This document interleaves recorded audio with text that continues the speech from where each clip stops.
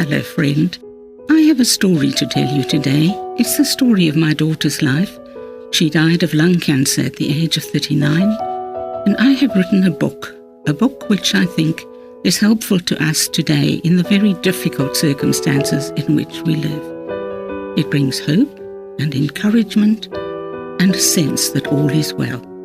I hope you enjoy it.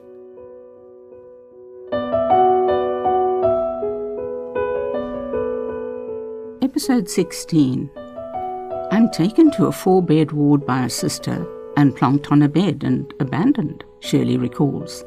It's just 3 days after the worst day of her life, and she finds herself in the Churchill Hospital in Oxford.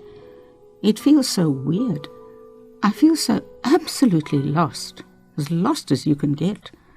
I'm so grateful to have Nick with me again. I say to the next person who comes along, "Can you tell me what's going to happen, because I've never been to a hospital before, and I don't have a clue how this works."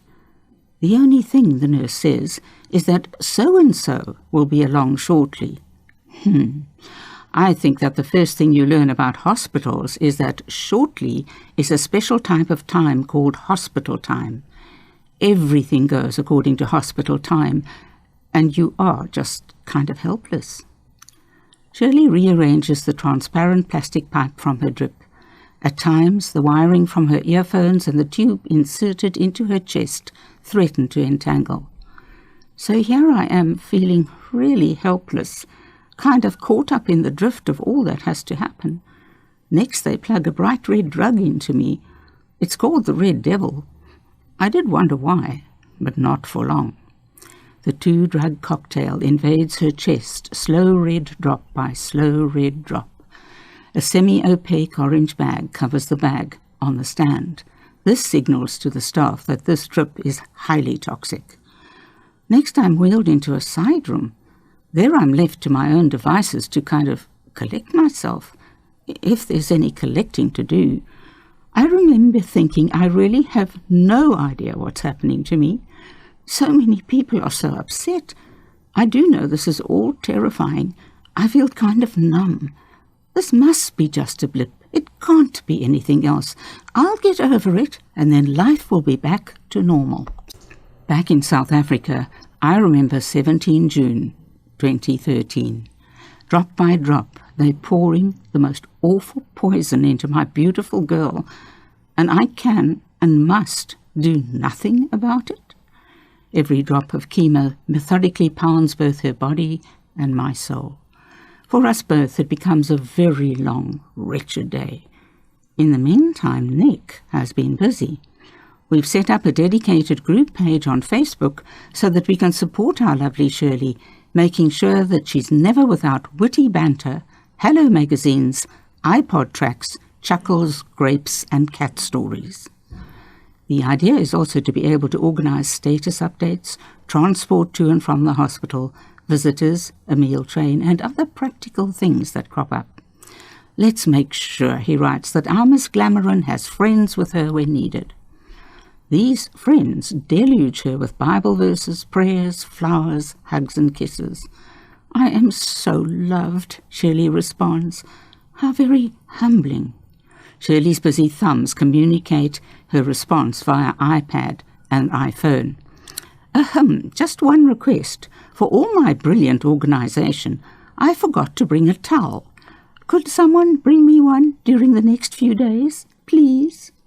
Rather like crickets chirping at night, the monitors in the different wards beep and buzz beside many beds. To avoid infection, there are many single bed wards for cancer patients. Drips empty and give the alarm. Doors swing open on dry hinges, and feet scurry to and fro. Along cluttered corridors, pale patients slowly push their drip stands. The maze of food trolleys, medicine lockers, bins and buckets form a unique obstacle course. Amazingly, the shaky sick do find their way back to bed. There, visitors murmur and bend over ailing loved ones. Doctors, nurses and trainees consult in the disinfected passageways. Lively Polish chatter comes and goes as the cleaners sweep and wash grey floors. Once again, the menu offers cottage pie and not much else. In Shirley's opinion, hospital food, somewhat like hospital time, is something very strange. Turning to her diary for comfort, Shirley writes, "Very hard day. I've been upset by the seemingly haphazard nature of everything." She turns to her diary again. "I feel like normal life is over forever, and I've entered some weird, mostly horrible universe. I want my old life back. How could this have happened?" She wrestles her pillows. "I was too busy, like everybody my age. Before all this, I was under quite a lot of pressure at work. I ran around, travelled a lot, and spent an awful amount of time thinking about and planning my holidays, scuba diving, skiing, you name it, because I love action and kind of being on the go." A cloud blots out the sun. A dark, dismal sensation envelops Shirley. As in the past, she recognizes it. This is monstrous fear. She knows it far too well.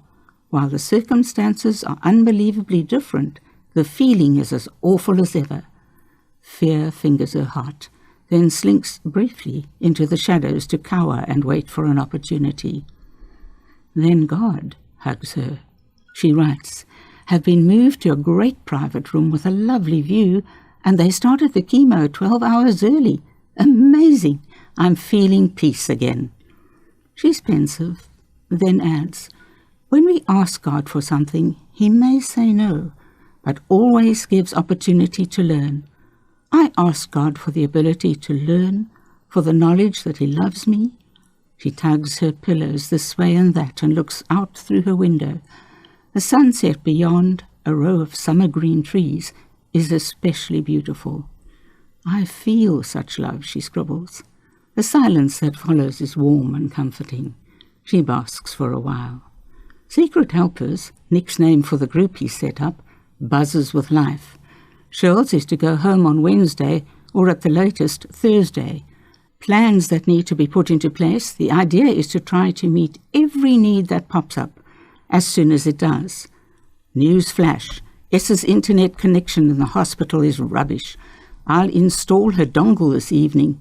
No medication required. Nick smiles, pleased with what he's written. Tonya loses no time either. I've created a meal train for Shirley Cameron. Be the first to contribute. Tonya also keeps the prayer lines buzzing. Heard from Shirley this morning. Her leg is quite swollen and it feels like World War III is going on. Please pray that this is not serious. The doctors have warned that once home, Shirley will be very vulnerable to infection. So another text appears. Cleaner needed to go to S's house for a quick blitz. Please post your offers and suggestions. Nor do the doctors want Shirley left on her own. So Nick organises babysitters. Nick's relieved when he has the weekend sorted. He ends. Hello all. Saw Shirley tonight and she's in good form and very positive and happy. Not in pain. Appreciating all the love she's getting. The Secret Helpers meld into an amazing band of friends. At first, like everyone else, they're paralysed by the news. Together they pour out their distress, cry, hug and deluge her with love. Shirley experiences not only her own shock, but theirs too.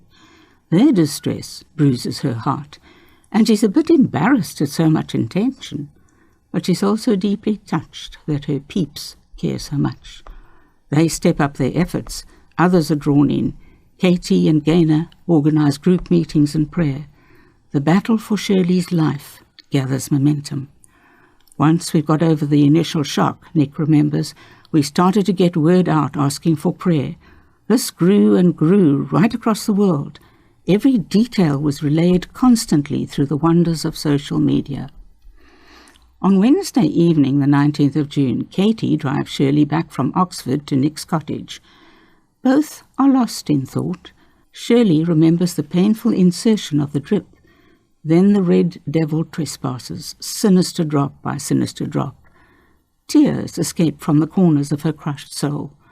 How can I possibly do this? She wails. Oh, God. Then God tells her to stand. Tomorrow they will take the next step together. He encourages her. They started the drip early, and she's not feeling side effects, so she praises God. Shirley remembers that on Tuesday the horror of chemo-induced queasiness sets in. She stresses out over things to come, like losing her hair. The roller coaster ride that is cancer treatment has begun. Later, tucked up warm and snug in bed at Nick's, Shirley relaxes. They sip hot chicken soup together.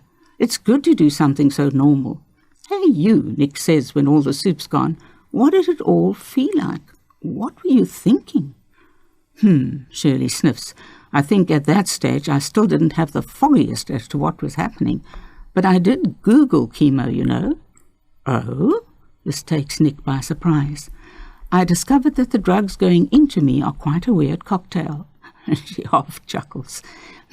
"I think people who do research on chemo drugs must be slightly out there. Who goes around inventing drugs from fungus? But anyway, I'm to have 3 drugs in total. I'm to have a few days in hospital. The idea is to do this every 2 weeks for 6 months. But what's it like being on a cancer ward?" Nick's really intrigued. "Within 48 hours of the PET scan results, I was in hospital. The people are so sick. The atmosphere so seriously heavy and somber. It really wasn't nice, Nick.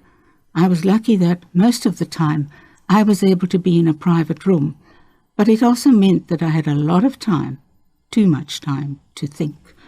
"Oh, Shirls." Nick's face creases with concern. "What kind of thoughts?" "Frightened thoughts. Fear was one of the terrible, terrible things to deal with. It just came and settled in and didn't plan to leave." Nick pats her arm for a long moment. He picks up the tray and goes downstairs to clean and tidy up. In spite of her woozy head, Shirley finds her last entry in her diary. 19 June 2013. "I'm feeling peaceful again. God loves me." Love the version of Isaiah 43 in the Message. "I am God, your personal God. I paid a huge price for you. That's how much I love you. I'd sell off the whole world to get you back, trade creation just for you." Maybe renewing my mind means understanding once and for all that I am loved, utterly and completely, by an awesome God.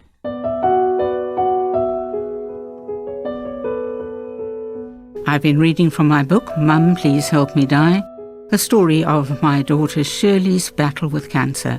If you'd like to get a copy of the book, please contact me. You can do that at the following email address, thai@mumpleasehelpmedie.co.za.